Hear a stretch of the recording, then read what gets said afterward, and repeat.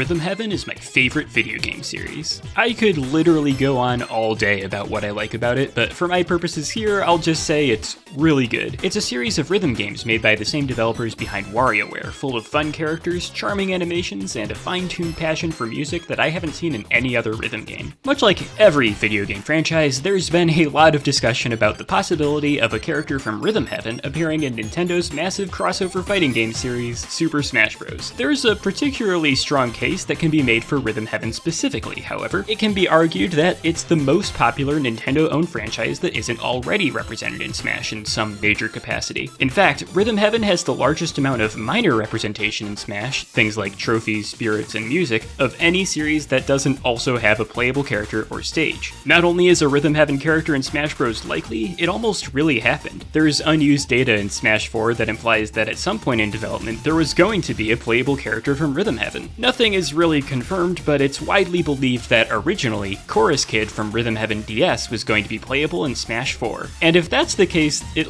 kinda makes sense why that idea was abandoned, I think. Chorus Kid?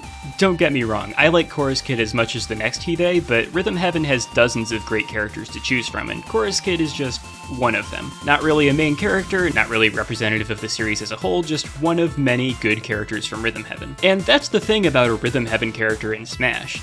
There really aren't main characters to pick from, just this massive ensemble of fun and unique designs. Sure, there's characters who host the main campaigns, but none of them appear in more than one game in the series. Quick tangent, I actually kinda suspect that if the Chorus Kid thing is correct, there's a really good chance that it actually was going to be Marshall from Rhythm Heaven Fever, aka Matt from Beat the Beat Rhythm Paradise. And the leaker just didn't know very much about Rhythm Heaven and mistook him for that guy you play as in that one minigame from the DS game. The only other strong options are characters who have appeared in multiple games in the series. The one I've seen the most people suggest by far is Karate Joe. I fully understand where this idea is coming from. Karate Joe is literally the only character who has been playable in more than one minigame in every single Rhythm Heaven game. His games are always either the first or the last standard rhythm game you play in the main campaign too. He has a very prominent role. In fact, Karate Joe appears in the first minigame and the first entry in the series. He's definitely the closest thing Rhythm Heaven has to a main character. The thing is, I don't think he's the best fit for a character to represent Rhythm Heaven in Smash. He is definitely a better pick than Chorus Kid or Marshall or whoever, but there's one big problem. Karate Joe is a fighter. He does karate, that's his thing. I've seen some people suggest that this makes him a better candidate for a Smash Bros. Character, because Smash Bros. Is a fighting game, which might even be true, but I think it makes him worse as a way to represent the Rhythm Heaven series. Rhythm Heaven is all about music, and, well, rhythm. A character that's representative of what Rhythm Heaven is all about really shouldn't be a fighter, they should be a performer. And I'm not saying Karate Joe couldn't fill that role, but I think any version of Joe in Smash would have to either not feel like Karate Joe, or not feel like a Rhythm Heaven character. But okay, who else is there? Who is better suited for the role of a character that fights in a way that's representative of the Rhythm Heaven series? I'm Jan Miseli, and here's my idea for a Smash Bros. Moveset for Rhythm Girl.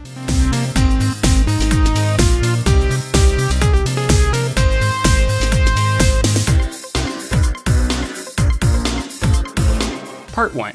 Rhythm Girl. So she doesn't actually have a name. Canonically, her name is just Girl, or Miss in Beat the Beat Rhythm Paradise. I'm just gonna call her Rhythm Girl because it's more of a name. Anyway, right, Rhythm Girl is the player character in this minigame called Tap Trial from Rhythm Time Goku for the Game Boy Advance, which has also appeared in both Rhythm Heaven Fever for the Wii and Rhythm Heaven Megamix for the 3DS. She is one of the very few characters who have appeared in some capacity in every single game in the Rhythm Heaven series. Granted, unlike Karate Joe, she wasn't playable in Rhythm Heaven DS, but hey, look, there she is on the title screen. I think that counts. There's a few reasons I think Rhythm Girl is the Rhythm Heaven character who is best fit for Smash. First of all, she's a dancer, not a fighter, solving the exact problem I had with Karate Joe. But also, her design is simple enough that the most distinct thing about her visually is that she looks like a Rhythm Heaven character. Sure, anyone who has played any Rhythm Heaven game could see Karate Joe and be like, oh, is that the guy from Karate Man? But anyone who has even seen enough screenshots of Rhythm Heaven to know what the characters look like could see Rhythm Girl and be like, oh, is that a character from Rhythm Heaven?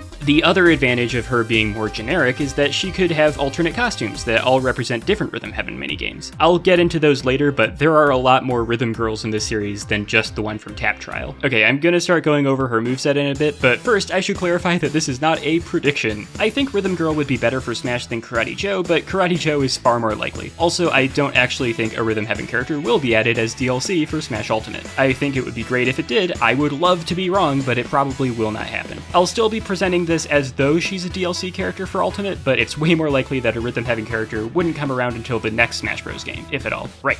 Now let's get into Part 2, Moveset. Okay, so her jab is the punch from Space Dance as a basic 4-hit natural combo. And while we're talking about Space Dance, it's also the source of her forward smash, turn right, and her down smash, that's it down. Having all 3 of the dance moves from Space Dance as attacks is crucial. Then her up smash is the kapow uppercut from the end of the combo in the Wii version of Karate Man. For her forward tilt, she swings a golf club as a reference to Hole in One. Her up tilt, she claps above her head like the lions in the Clappy Trio or the monkeys in Fan Club, and for her down tilt, she does a powerful tap, like in Tap Trial. The other direct reference to Tap Trial in her moveset is in her down air, a stall then fall attack where she stomps on an opponent the way that she lands after doing a jump in Tap Trial. For her neutral air, she slaps the air in front of her like she's a monkey going for a high five in Monkey Watch. Her up air is a flip like the one the Syncrets do in Splashdown, complete with the of course. Then her back and forward airs both have her swing a badminton racket, just like Baxter and Forthington in Air Rally. For her dash attack, she does a spin like the cats and kitties. I'm realizing this is the only one of her moves I came up with that references something from Rhythm Heaven Megamix.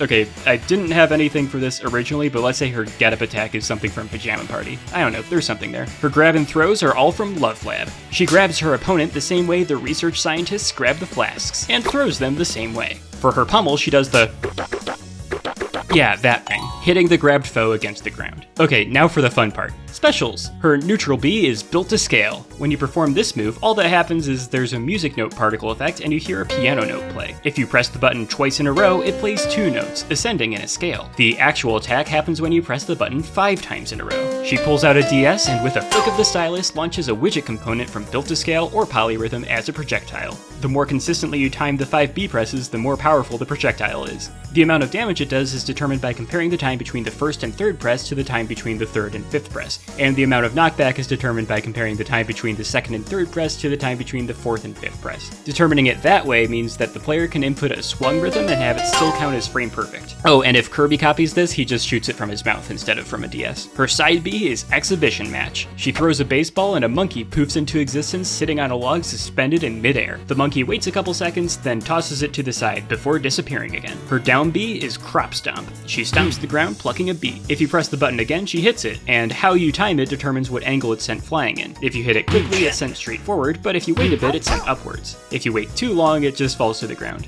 And her recovery is Nightwalk. An umbrella appears below her as she leaps upward, doing the same Mario-style jump pose as Play Ann. Then once she's in the air, she starts holding some balloons, which can slow her descent. Kinda like Villager's up B, except that she can't gain any more height past the peak of her jump. Also, the balloons start to spontaneously pop on their own after a bit, like in the intro to Nightwalk. And finally, her final smash. The camera zooms in as she pulls out a microphone. A bunch of photographers appear from the bottom of the screen, shouting, "Pose for the fans!"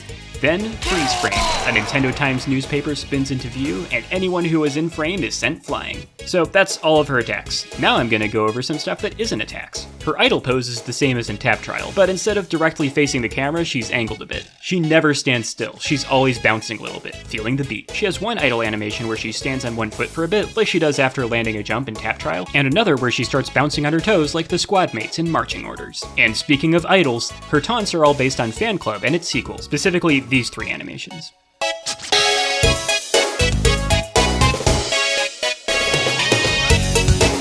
Oh, another fun one is, okay, so you know that thing in Smash where sometimes the crowd starts cheering for you? So, like, for Rhythm Girl, there's another reference to Fan Club there. When the crowd cheers for her, they go, "Rhythm Girl, I suppose, hey." I could probably come up with a random thing for every single animation to reference, but I don't think that would be interesting to literally anyone, including me. Except one. When she falls asleep, she does the same thing Mako does in Pajama Party, where she gets down on her knees, goes, "Oh," then lies down. I'm serious, these games have such good animation, I love it so much. The Rhythm Heaven series icon is the P with eyes from When You Go for a Perfect, and the victory theme is this jingle that plays after clearing a game in Megamix. Okay, now let's talk about Part 3. Alternate costumes. So as I was saying earlier, Rhythm Girl's somewhat generic design works nicely for alternate costumes. The Tap Trial girl herself actually has a lot of costumes already, but I think instead of just using those, it would be cool for each of her alternate costumes to be a different Rhythm Girl. That way, this one character can represent much more of the Rhythm Heaven series. This is the one advantage of Ko Takeuchi's girl characters all kinda looking the same. Her default, as you've seen, is the girl from Tap Trial. Her yellow alt is the Pop Singer from Fan Club, with her Megamix design. Pop Singer is actually quite a bit shorter than the rest of the Rhythm Girls, but making her taller doesn't look that unusual. Her white alt is the Reporter from Ringside. Purple is the Cosmic Girl from Cosmic Dance. Pink is the Pitcher from Exhibition Match. Cyan is the Radio Lady from Shoot 'Em Up with her Megamix design. And green is a research scientist from Love Lab. Just like Girl, none of these Rhythm Girls have actual names, so they'd all still be called Rhythm Girl. Rhythm Girl's final alt costume is one of her actual alternate costumes in Rhythm Tengoku, specifically her design in that game's 5th remix. By the way, there are so many characters to choose from here, it was really hard to narrow it down to just these ones. If it wasn't standard in Smash Ultimate for everyone to have exactly 8 costumes, I'd absolutely have included way more than this. If I didn't get your favorite Rhythm Heaven girl in here, I'm very sorry.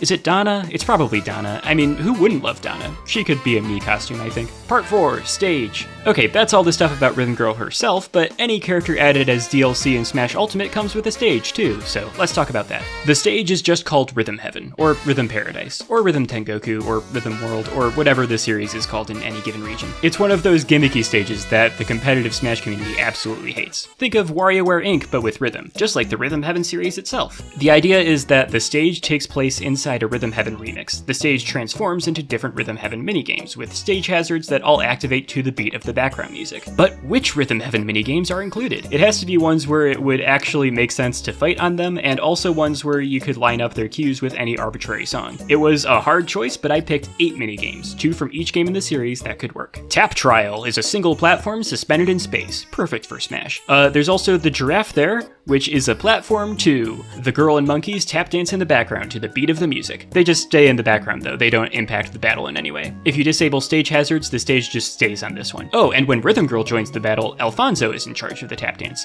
Leave it to me! Sneaky Spirits is a stage with 2 platforms, with walk-offs on both sides. That hole in the middle isn't actually ground, you can fall through there. But if you're in that hole while the spirit is sneaking by, you get hit by the arrow. Bluebirds is a mostly flat stage, but you can also stand on that platform with Captain Bluebird. Sorta like the Duck Hunt stage, the part that's off-screen in the original game is just a void you can fall into. Watch out for those birds if you don't want to get pecked. Freeze Frame is another flat stage, but this one has walk-offs. The hazard here is that you can get hit by the race cars. TJ Snapper is still there, but he's moved somewhere where he doesn't block the view of the battle, and the photographs he takes are shown in the background instead of the foreground. Just like in the original game, you can sometimes see different Rhythm Heaven characters watching the race in the background. Screwbot Factory has a conveyor belt going off to the left side. The robots and big factory machines are in the background and don't interact with the fight at all, so the only hazard here is the conveyor belt that can carry you out of bounds. Nightwalk is everyone's favorite type of stage, a scrolling stage. It's specifically based on Nightwalk Wii, so it's Marshall instead of Play-An. You can also sometimes see some Hubirds from Flockstep in the background. No direct hazards in this one, just the risk of falling down a hole or not being able to keep up with the scrolling camera.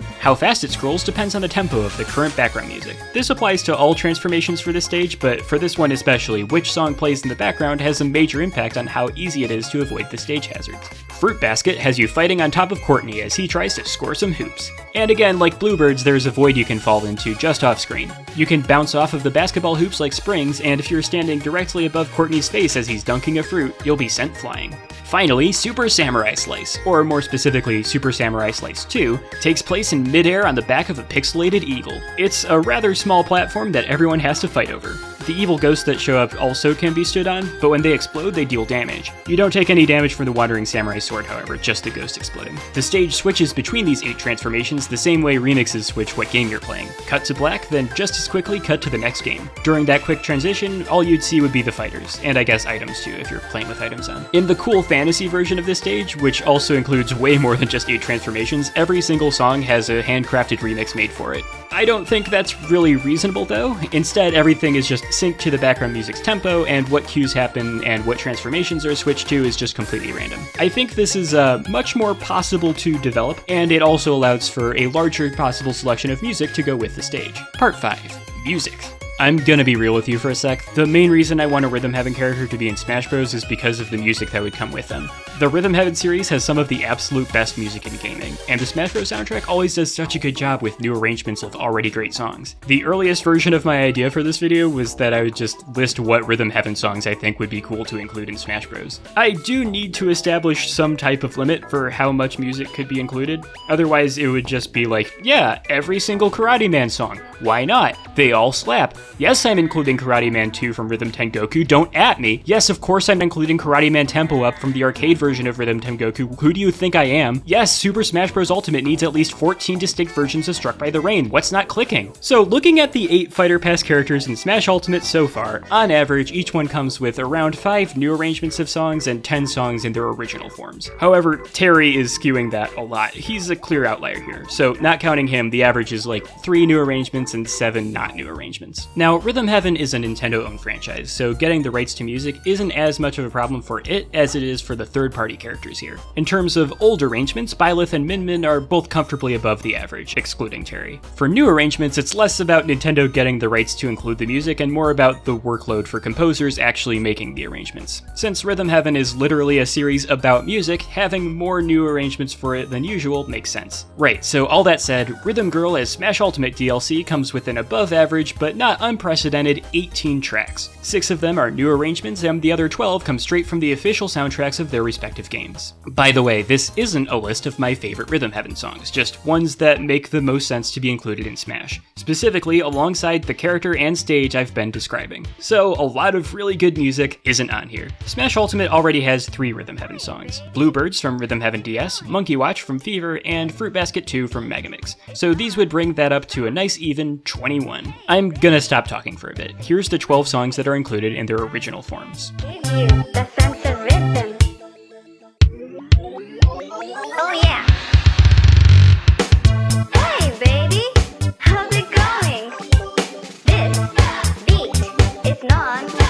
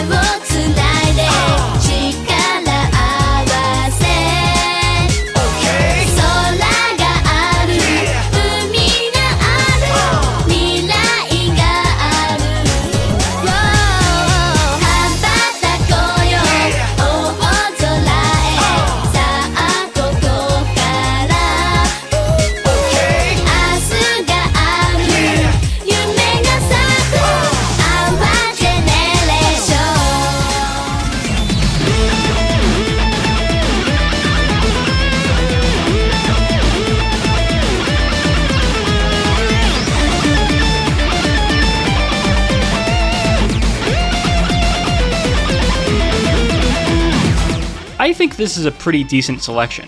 Got 2 Karate Man songs in there, and of course, Dreams of Our Generation, which is just the best song that there is. Okay, now for the new arrangements.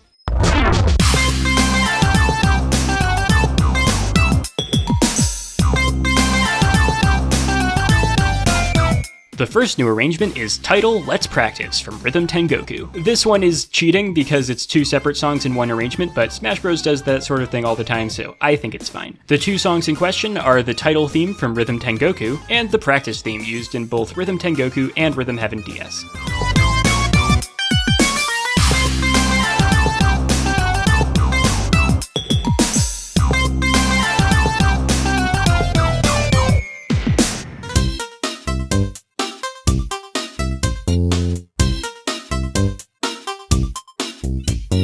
Both of these songs are pretty short, but put them together and you get something that works as like a main theme for the Rhythm Heaven series.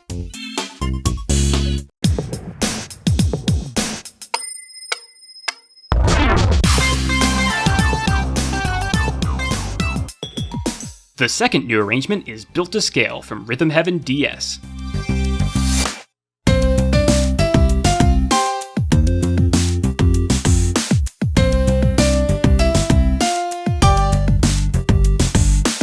As the first minigame from the first game of the series released outside of Japan, Built to Scale is a pretty important part of the series. It helps that this song absolutely slaps. A new arrangement for this made for Smash would be pretty neat.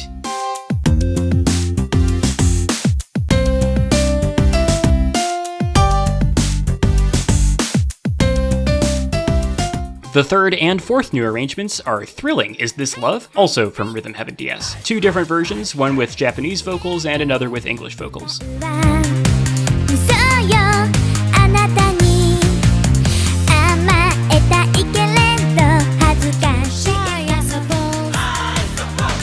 If only I could just conjure a spell. This song probably could use another new arrangement. There was that one made for Megamix, but that one only got new vocals for the Japanese version. Is it love that makes my heart go boom, boom, boom? Yeah, I suppose. Love you, love you, love you. This Smash Bros. Version gets new singers for both Japanese and English. I suppose.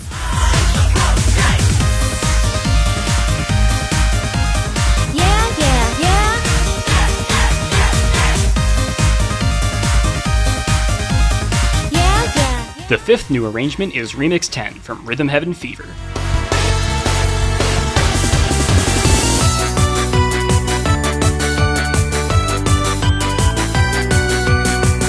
There's a long tradition in Rhythm Heaven of having one big remix that includes a little bit of every single minigame you've played up to that point, featuring a huge medley of all of their associated songs. Rhythm Heaven Fever's Remix 10 is absolutely iconic. It's a fan favorite, and for a good reason.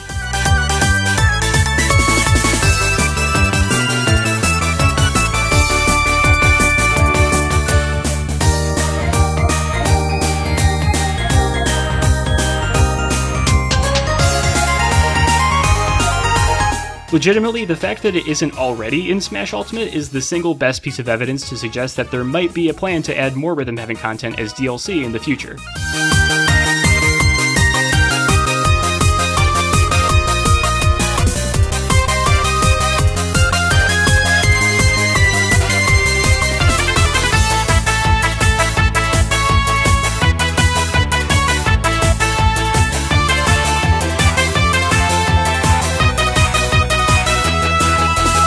And the sixth new arrangement is Final Remix from Rhythm Heaven Megamix.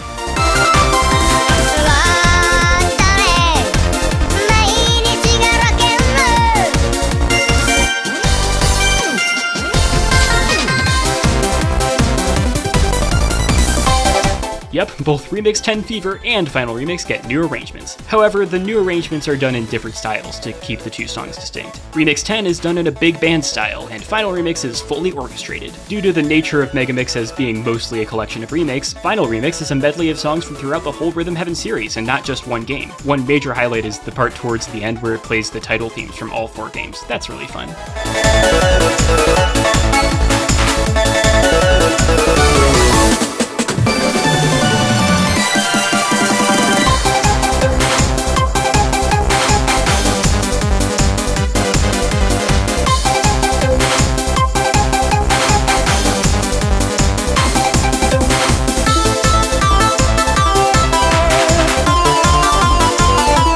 Just like when I was picking alternate costumes, selecting music was hard just because there is so much good music in this series. Once again, very sorry if your favorite didn't make it. I tried to stick to ones that are important to the series as a whole and/or are directly connected to one of the Rhythm Girls or one of the stage transformations for the Rhythm Heaven stage. And that's everything. At least that's everything I cared enough about to come up with an idea for it. Thanks for watching all the way through. I don't have any other ideas for Smash Bros. Characters, I just really like Rhythm Heaven, so don't expect another of these. Actually, don't expect anything, my video content is completely unpredictable. Anyway, that's it. Play Dreams of Our Generation or something.